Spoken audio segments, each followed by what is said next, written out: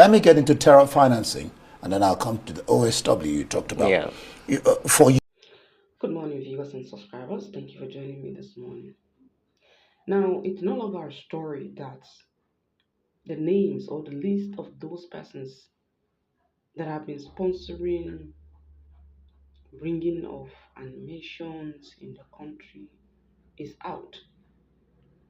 Now, it's a thing of, in the other way around, you see the military and so many persons which names were linked in this uh, uh, uh, aspect of insecurity, that they are the ones allegedly bringing insecurity or sponsoring these bandits to get ammunitions. I think is one of them. Now there are so many lists, but I want to just talk about Brate. Now, as a chief of army staff, he is found in this barbaric action, and he's a Nigerian. What else? This is my question. What else? Because I believe Boateng is not the only person in that list, but his name was linked. So many of them are there. Now he's on. Now, what pains me more is that he's the chief of army staff, former, and all of this thing is happening. Are we going to say that the president was not aware of it? Also, are we going to sit down and keep quiet and say the president is not aware of all this blood dash that is happening? Now, I want us to listen to some questions, an interview. Then I will come back for more, because this is a serious case that we need to treat with seriousness if really we want peace in this country. Please listen to this clip and we will come back for more. So, it's always politics, politics, politics. Nigerian is upside down, and politicians will not let us rest. They will not. Everybody is aiming 2027 election. ADC, APC, PDP. I don't even know what to call the names of these people. Now, what might interest you to know that, people that are in PDP are the one coming back to ADC. Yeah, and everybody came back to create a new party. They are in the same party but fighting. Look at El Rufai, look at Peter Obi, look at Atiku Abubakar.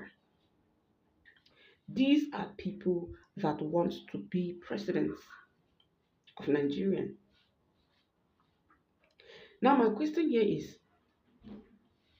how do they intend to move Nigeria forward? I think, okay, this nonsense that is all happening, that they want to come back, this ones want to come back. Some people are even saying how the way they dethrone some persons, they want to do the same system. Does that make sense to you? Running a party, running away from that party. Okay, you're not doing well in the other party. How do you intend to do well in the new party you're creating? Nigerians, let's look at this thing and analyze it, because these people have meant us to be. In fact, they thought we are stupid. They think we are stupid. You are an APC. You left APC. You come back to PDP. You left PDP. You're coming back to ADC. What is that thing that you did in APC that is good, that you want to leave PDP and come back to ADC? Okay, now my own is saying you people should sit down, discuss how to transform the country, not how to destroy the country. Transformation is what we want. Of coming here, blah blah blah, fighting yourself, and at the end of the day, you see yourself fighting yourself, fighting yourself. At the end of the day, you will see yourselves eating in the same table. Now you make Nigeria fools. You'll be fighting on social media. You'll be fighting there. But at the end of the day, we will see you together. Who the hell do you think you are? Who the hell do you think you are, these politicians? That you make mockery of the poor masses, fighting because of party. And at the end of the day, you are together. Your heads are all together. Guys, let's look at this a discussion between Peter Obi with the Channel TV. Let me get into terror financing, and then I'll come to the OSW you talked about. Yeah.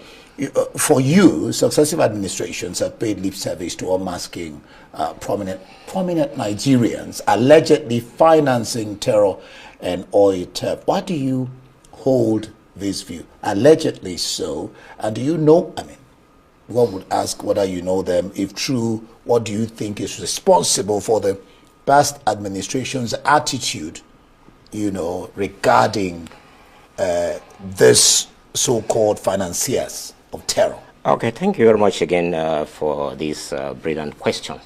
Now, let me, relate to my experience, right, as the commander of the Operation Service Wide, which was an intelligence-driven outfit. Now, like I said, we picked the main leaders and other facilitators, financiers, sponsors, and then we commenced investigation. By picked, you mean you arrested? Arrested, captured, arrest. Now we picked them. That is, it was a collaborative effort. Those elements that I mentioned, and investigation was ongoing, and the investigation team was made up of representatives from the Department of State Services, from the Defense Intelligence Agency, from the military police, that's the army aspect of it, from the NFIU, the investigation, and it revealed so much. And like I earlier said, right, certain intelligence was shared. We were collaborating with about 33 countries in Europe, Western Europe, Asia, and other distant were collaborating with us and distant. Now, in the course of the investigation, I mean, we stumbled upon names of individuals, prominent individuals, and some of them are still prominent, and including the owner of an airline who was ferrying weapons allegedly for Boko Haram and other reasons. So those information, we took our concern, or we made our concern known, the investigation in terms of interim listening to the powers that be at the time. And some of those people were linked to even cabinet ministers. Some of the people were even arrested. Some of the people who were investigating were linked to them. We are linked to senior military retired now of generals and the rest, just linked to many prominent distinct. And in the course of our investigation, I mean, we now, let me just add also, we had 3 representatives from the Attorney Generals of the Federation Office, that's Minister of Justice, that were with us to guide us while we were making the case, so that because ultimately the Office of the Attorney General was to prosecute those you arrest. Right. Now, but as the thing progressed, I mean, we started noticing some kind of how should I put it? We noticed some kind of hesitation. I mean, things started coming up like, okay, some of these people, I mean, it to be difficult to pin terrorism financing on them, perhaps money laundering. I mean, look, then you started getting some calls that some people, prominent that you should release, so person is not this and that, something. This. As the commander, I made my concern known to the president, late President Muhammad Buhari. I made it known. I said, so this, and I recall on one occasion, he stood up, very angry. He said, General, I appointed you as the commander of Operation Service Wide. You report to me and to me alone. That was his exact words to me. General Muhammad Buhari, a great man. I mean, of course, he had his shortcomings. I was very angry when the whole thing happened, and I mean, he didn't even raise a finger to this thing. But I later came to realize, you know, that perhaps he was misled. You say Tahiru devised a strategy, the late Chief of Army Staff, yes, to end terrorism in the north. Fill us in on this strategy. Is it being implemented now? I don't know whether that strategy is implemented. Before delving into that, let me just say that the military and other security agencies are doing a fantastic work. They're doing their best. They have challenges. Perhaps I'll come to that later. I mean, they listen, but they are doing their best, and they have a lot of challenges. Now, the strategy is nothing fantastic to say. I mean, it was just sincerity. Now, we had the OSW, which was on, right? It's set up in 2020, year 2020. You actually headed the OSW, yes. And the mandate was to dismantle the terrorism financing network Absolutely. in order to fight against terrorism and insurgency. Will it be correct to say that you could not achieve that mandate? No, we achieved. Or that you failed? No, we achieved. Because we achieved to an extent. Because we arrested the leadership of the Boko Haram, just like I said, the leader. I don't want to mention his name because I'm not too sure, but I understand, I heard from the grapevine that he was released along with the 5 key guys. And that leader of Boko Haram, just like I said, the United Arab Emirates shared that intelligence with us. I know, with all this. And he was the one who even recruited the 6 individuals. They were jailed, 2 for life, 1 for 30 years, 1 for 20 years, another 1 for 10 years, and another 1 for 5 years, the 6 of them. He was the recruiter of this thing. And yet, right, that man I learned, he and the 5 other guys who had this thing were released. I don't know for what reason. I don't know what reason. They were never prosecuted, not to the best of my knowledge. I don't know whether they were this, but they were never prosecuted. So, you see, those were kind of the fear, if I may use that term or word, the fear that one has over what has happened right now in terms of the arrest of those leadership. We hope that the thing we see will come to fruition. Yes. You had written to the president concerning your arrest, detention, and compulsory retirement over what an investigation task force you headed unearthed. Tell us more about that. Yeah, like I was arrested on the 18th of October 2021 and detained for 64 days under terrible condition, stripped of all my dignity. I mean, stripped, you know, a general being my headgear removed by a soldier, my boots, I was left barefooted, and in a cell.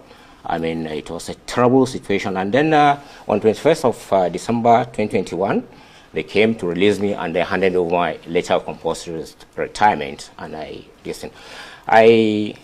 made effort to get across to the the late former president. And let me just add, as bitter as I am, as pained as I am over what Buhari did to me, as I said, I realized that he was naive.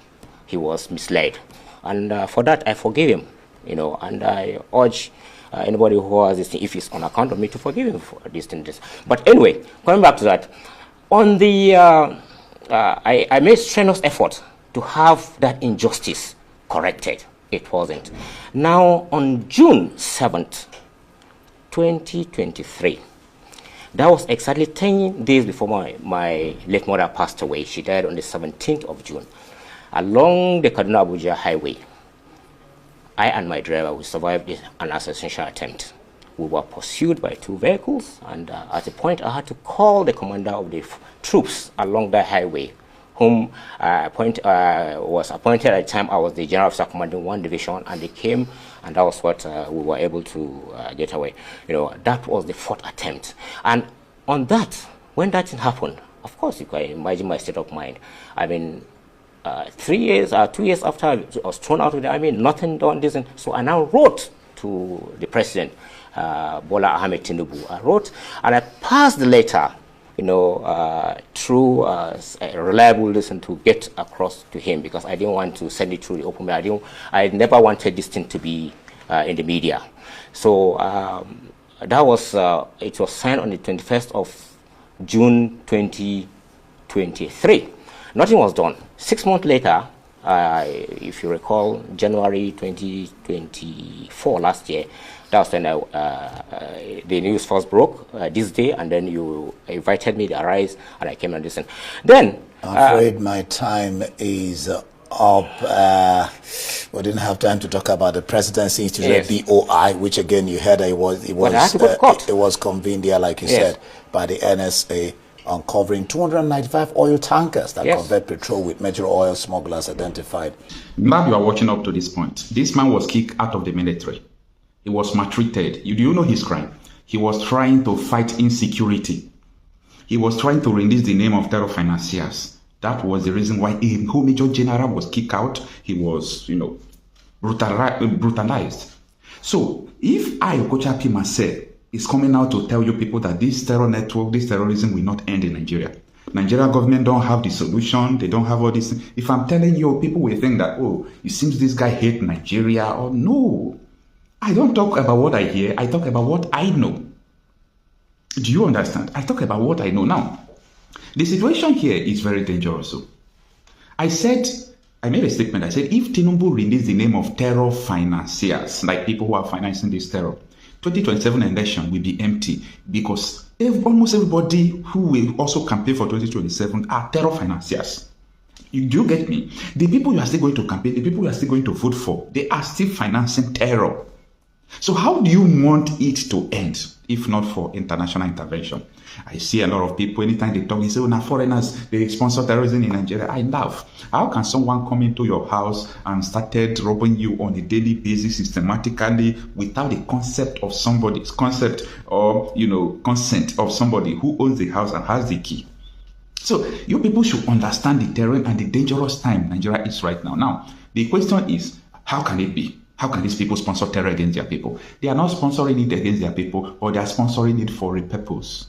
The purpose is to implement Sharia in Nigeria. I don't know how many times I'm going to tell you this. Now, on my next video, probably, maybe, I'm going to tell you the investigation of Sahara reporters. Sahara reporters released 21 names, okay? And don't joke with these names. The names of terror financiers again. Guess what? The 21 names, 20 were all these Islamic extremists from northern Nigeria. It's only one name from Rwanda. Only one, another terrorist from Rwanda. Others are from northern Nigeria, all these extremists. Why are they doing all these things? They are doing all these things because they want Nigeria to follow that Sharia. When are you going to wake up?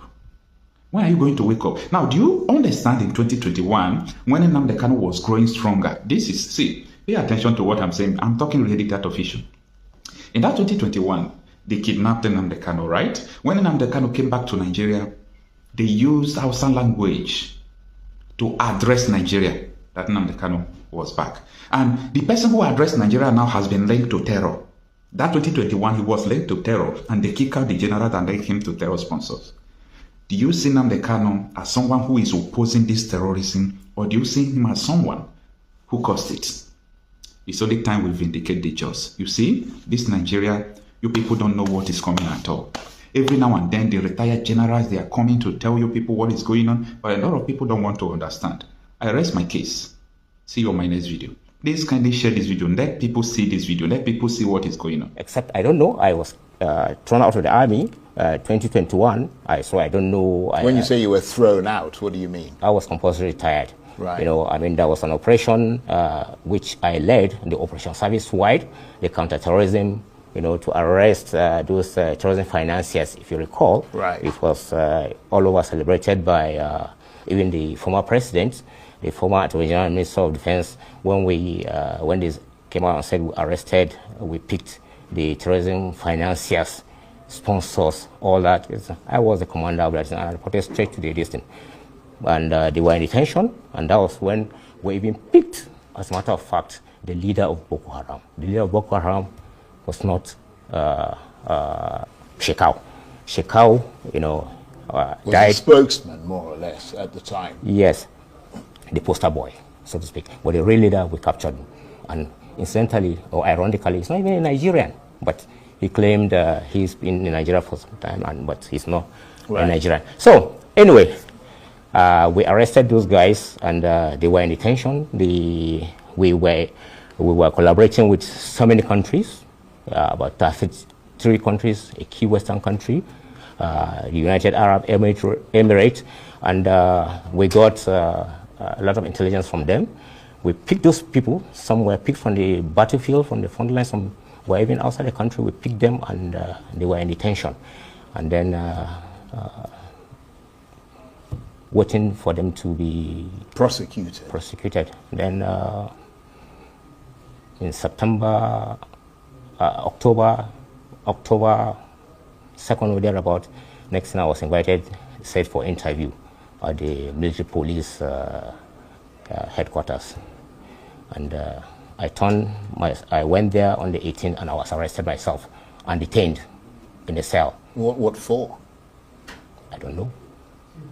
I was 10 initially. When I reported there, the interrogators said when I was removed as a general officer commanding on the 8th of August 2021, I handed over on the 10th of August 2021, 2 days later, because the posting came via signal posting in the night. I became aware of it the following day. That was on the 9th. So on the 10th, I handed over and left and continued with the Operation Service Wide, that one that I reported to the design. The Operation Service Wide was a multi-agency and military, organizations that were distant. And, the DSS was there, the NFI was there, the NIA was there, the DIA was there, and other distant. And I was the head of that organization. And I reported straight to the president. And we picked those people, those top, including the leader of the Boko Haram, including 5 of the key guys of this thing. I was invited, and then when I got there, they said I was removed as a general officer commanding. That was, like I said, on the 10th of August, and I didn't report to the resource center, the Nigerian Army Resource Center, where I was posted. And what really happened was that when I was removed, I reported straight to the presidency, and I said, okay, this was what they said, do not report. That they were going to address it. Right. And this thing. So I didn't know it was set up. They kept on this thing. I tried to report, they refused to this thing. The former president is there. There are people there in the presidency. Well, I have to say, that part of it sounds very complicated. Yes. Because we don't really know the background and everything to it. Now, viewers and subscribers, I believe you must have seen this. Now, my question still is the government going to take actions on these people? Because it's obvious they are not going to do anything. As a Nigerian, whenever you have criminal issue on the table, instead of them to treat it with seriousness, with courteousness, they treat it with merit. So as a Nigerian now, everybody should wake up and understand the fact that these people are not going to be persecuted. They are not going to be arrested. They are not going to be done. Nothing will be done against them. But if it were to be poor masses, the poor masses that attempt to do anything like that, and they will find, DSS will find you. The army will find you before you knew it. Now, for Nigerians to be more secured, anything, I think we need the partnership of the foreigners together. Yes, let them come and partner with the security in Nigeria so that Nigeria will be peaceful again, so that Nigeria will grow. Nigeria has been suffering for decades. I cannot remember when in fact, she has been suffering since. Because right now, there is no person that will come out and tell you that he's a good person. He wants to rule Nigeria. There's no way. So just take a look at these issues now and let's analyze it together. What is going to happen to those lists that have been found? What is going to happen? Are they going to treat it with seriousness or not? That's my question. Let's digest this together. Thank you so much for viewers.